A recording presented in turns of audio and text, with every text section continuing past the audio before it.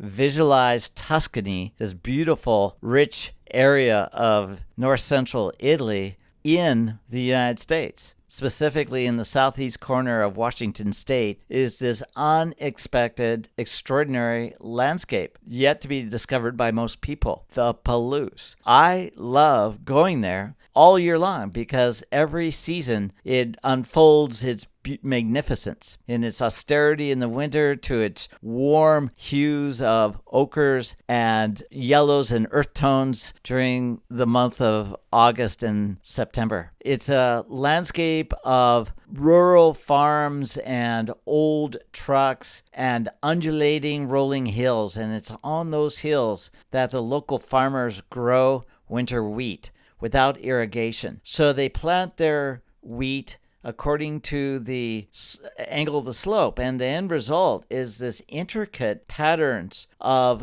beautiful blonde white wheat contrasting against the deep tones of the rich soil. It's virtually like a landscape made by farmers for artists to enjoy. It's like there's a plan between farmer and artist to create the most wild and exotic landscape. It is great fun. The farmers are very, very accommodating. They appreciate people that appreciate their land. With tilled wheat fields, you can hardly damage it, so you can wander off the road in almost any place and be met with smiles by the local inhabitants. And it's just all part of the experience of the Palouse.